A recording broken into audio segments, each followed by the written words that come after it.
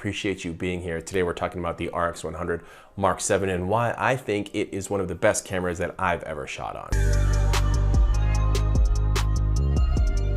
So why do I love the RX100 VII so much? Well, I think that so many times in photography and videography, we get caught up with the most professional, the biggest, the best gear, and we shoot these jobs and we make it our living and we do it really, really well, but do we actually photograph our everyday life? Do we photograph our families and our memories and things that are most important to us? And the answer for me is no. I don't want to lug around that giant gear to Disneyland. I don't want to lug around my 70 to 200 to a ball game. It feels like work. It is heavy. It is clunky. I have all this giant gear. And I just find myself being lazy and not wanting to take that gear around. And that is where this camera flourishes the most. The RX100 VII is a perfect camera for family, for travel, for vloggers, a B camera, for a video camera, for YouTubers. This YouTube right here is shot on the RX100 VII, and you can see how good the autofocus is. I mean, you will not lose me in autofocus. I know I look ridiculous, but look how close and how fast that autofocus is happening. It just doesn't miss, and it is perfect for that. It is absolutely perfect for sticking in your pocket or your purse or your small camera bag and taking with you to Disneyland or taking with you to the park.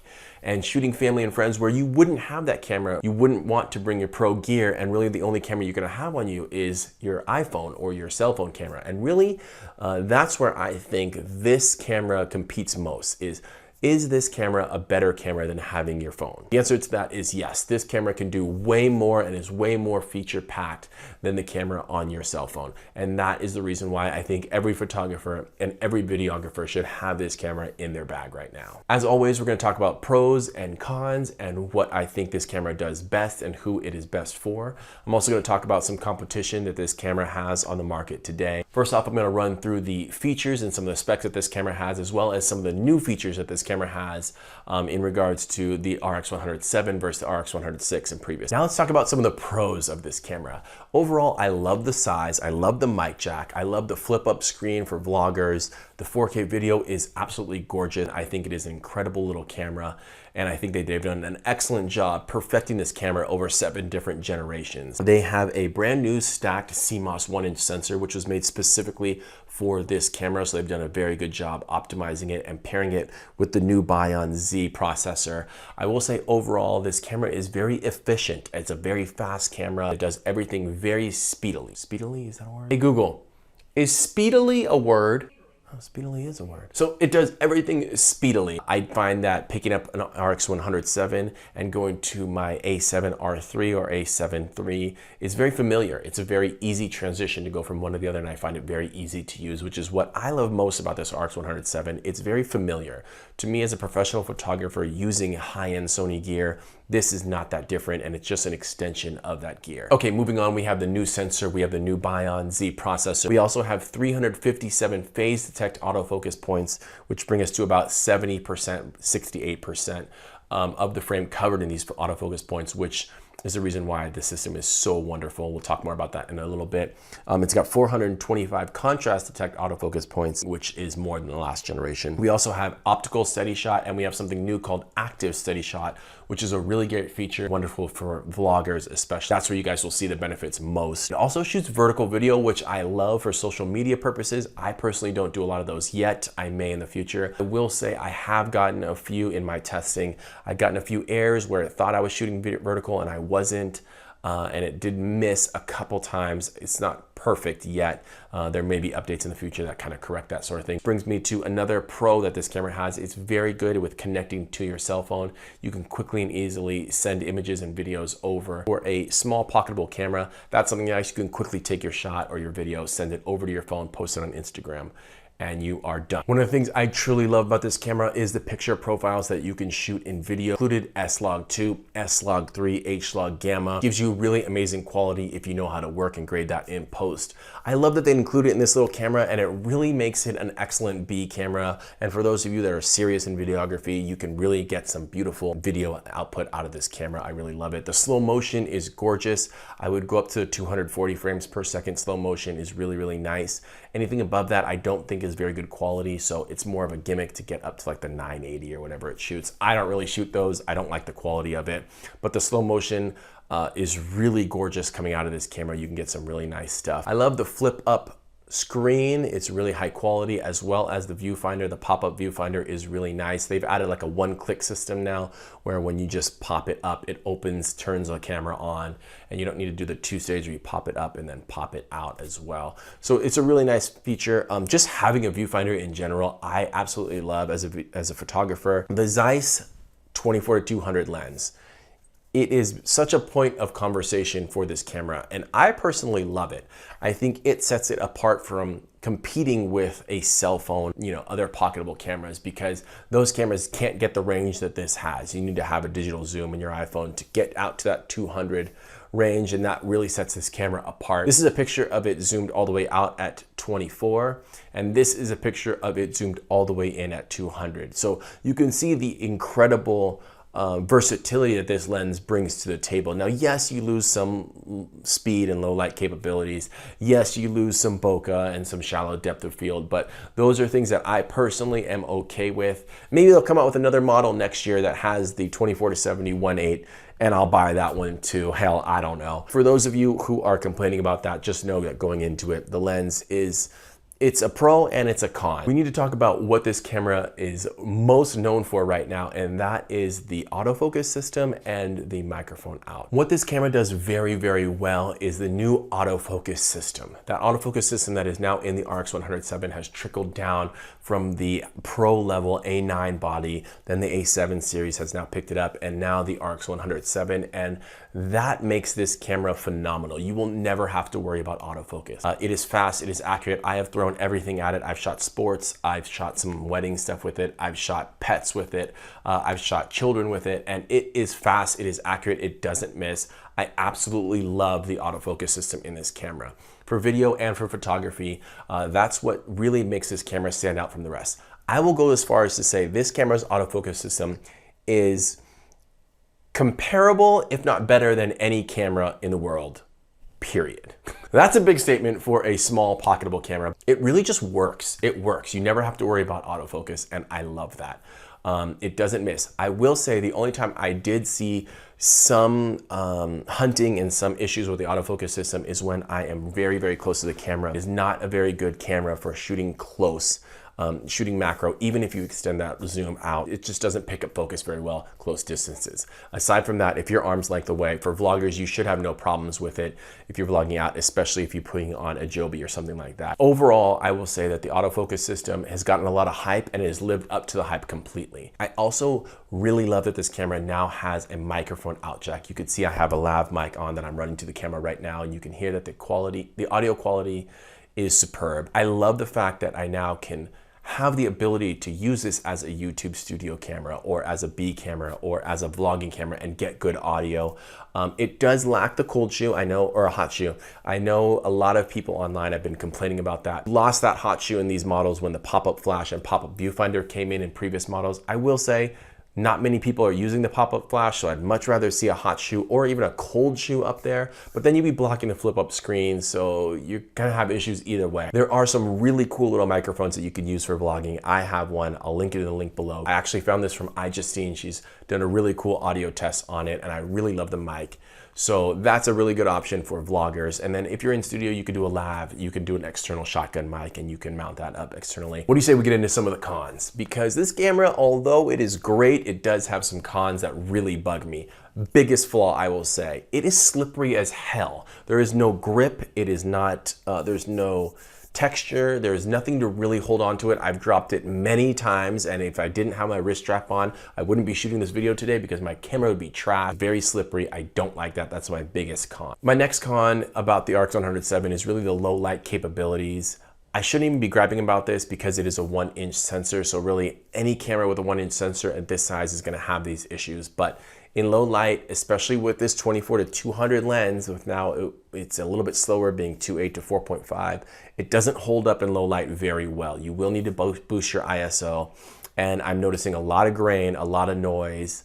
It holds up to about ISO 2000 and then above that, I get kind of picky and I really don't like the images. You shoot a lot of low light videography and photography, I would say you really need to think long and hard if this camera is for you. It doesn't flourish in low light. That's another big con that it has. On the flip side of that is you get the extra zoom capabilities. So I know there's this big debate on if you'd rather have the 24-70 1.8 zoom lens that they had in previously models, or if you'd rather have the 24-200 2.8 to 4.5. And overall, it's really what your preference is. I think I'd prefer to have the 2.8 to 4.5, but that's because I have other cameras that I can rely on in low light capabilities where I just wouldn't bring this camera out. I would even go so far as to say the new iPhone night mode is probably going to get you better quality photos in low light than this is. Being that 24-200 2.8 to 4.5, you lose that depth of field, so you really aren't going to get those shallow depth of field shots that you would with the 24-70 1.8. So those are big cons and something to think about if you're dropping $12.99, which is the cost of this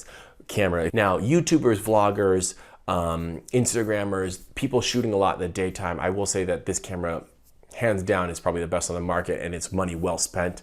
But if you do shoot a lot of sunsets or landscapes or things where you know, you're shooting at night or low lit, and this probably isn't the camera for you. So like always, another gripe that I have is the Sony menu system. At this point, I shouldn't even mention it. It's trash. You really need to know what you're looking for and where you need to go. I constantly Google where to find things in the Sony menu system because I just don't want to waste the time looking for them.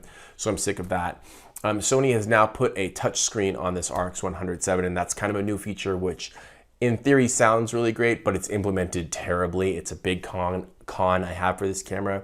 Aside from touch to autofocus, I'm really not using the touchscreen at all. In menus, it doesn't work. In reviewing photos and playback mode, you have to double tap to zoom and then you have to move around. You can't pinch to zoom, you can't pinch to rotate. It really is bothersome and not intuitive, especially now that we all have touchscreen phones. We're gonna instinctively pinch. It doesn't work in menus. It doesn't work when you're shooting. It doesn't work when you're reviewing. So overall, I will just say, ignore the fact that it's a touchscreen, aside from the fact that you could touch to autofocus. That's kind of nice to choose autofocus point. Another thing I don't like about this camera is the kind of the gimmicky high frame rate feature that it has.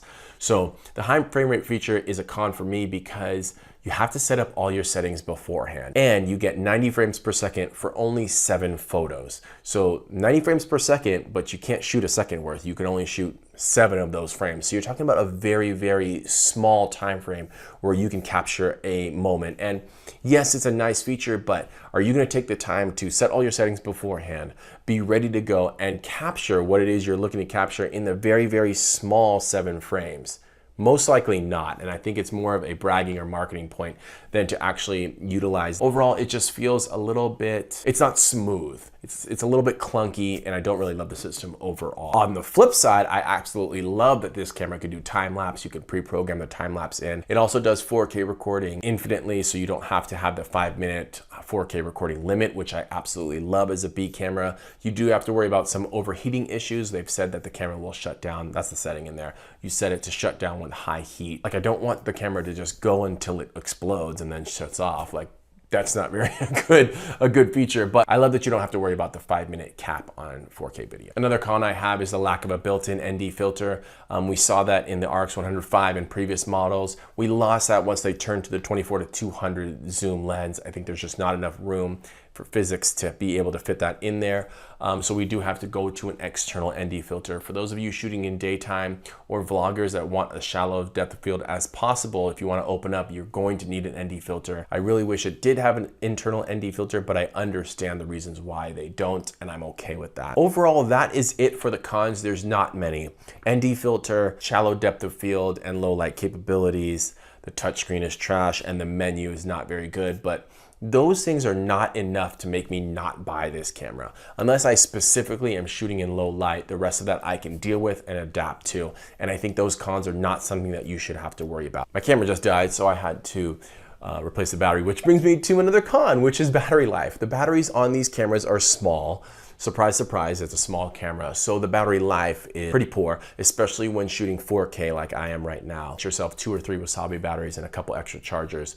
Have them all charged up to get you through the day shooting 4K. The biggest con to this camera is the price. $1,299 gets you a lot of camera, especially on the used market. Is this camera enough for you to drop $1,299? and have you shopped around and looked at other features? I think yes, it is. It is a wonderful camera. It is the best for this size, but that is a big con. Let's quickly talk about some of the cameras that compete with the RX100 VII.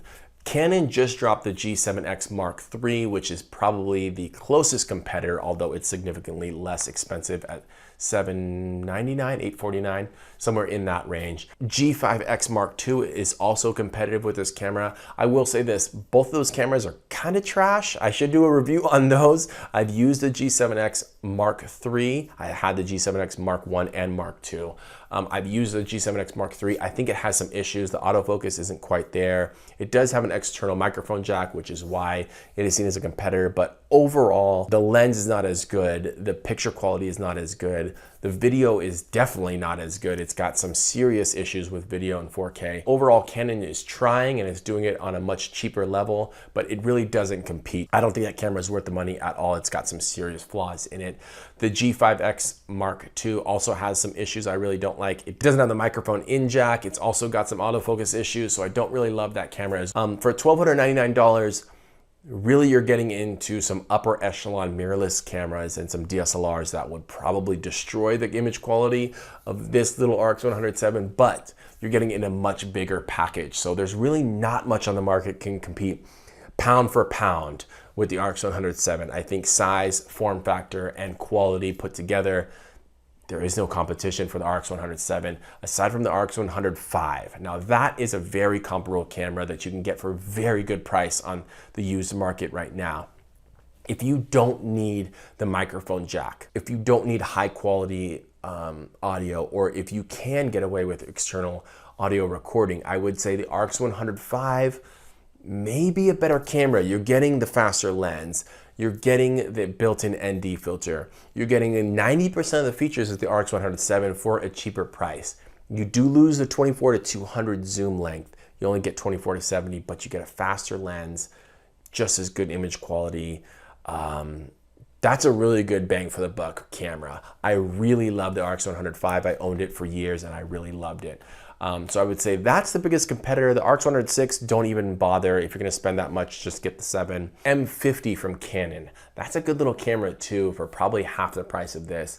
It is small, it's an interchangeable lens system, so it's not pocketable. So I wouldn't say it really directly competes, but it's very small. It does almost everything that the RX100 VII can do. Now, here's the key though. With the M50, you have to really put it up with if you were to get a zoom length of 24 to 200, because that would be what this would compete with. So if you got a good zoom, now you're talking about 700 for the body and then probably another $400 or $500 on a good zoom, and you're almost up to what you'd spend on the RX100 VII. So overall, I'd say yes, the M50 is a good camera, but bang for your buck, if you're gonna put it up with the same focal length as this RX100 VII, you're probably not gonna beat it, and I would say get the RX100 VII. Is this camera right for you? I think this camera is the best B camera that's ever come out. I think it is the best pocketable camera that has ever come out. If size is a priority for you, which it should be as a vlogger because it's much easier to just pull this out and start vlogging in a group or in public with a small form factor, then this is the best vlogging camera that's ever come out. It's definitely the best travel camera because you fit so much in such a big zoom range in such a small package. It's awesome for travel. It's awesome for families. The autofocus can nail all your kids' soccer games, and it's got eye autofocus for pets. It does that very well. It's amazing for YouTubers. I love it as a studio camera. You can see I shot this whole review on the RX100 VII, so you can see how awesome it is for that. For those professional photographers or videographers, I will say buy this camera, spend the money, have it in your bag, keep your spouse happy, shoot your family, shoot your friends, bring it with you everywhere you go, document your life.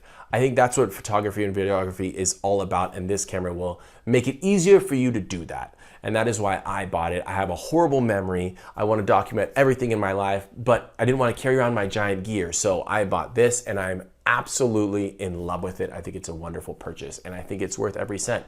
So 2 years down the line, when I sell it for $1,000 and buy something else, I'm not losing that much money anyway. That brings me to the conclusion here. Thank you for watching this review. I very much appreciate it. If you want to purchase this camera or check out more customer reviews, please click the link below. That really helps me out. That's it. That's all I got for you for the RX100 VII. I appreciate you stopping by. drop me a comment or a link below. A link? Don't leave me a link. No, leave me a comment and let me know what you think of the RX100 VII or some other cameras that you think can compete with it. Thank you again. I appreciate you being here. Till next time, peace.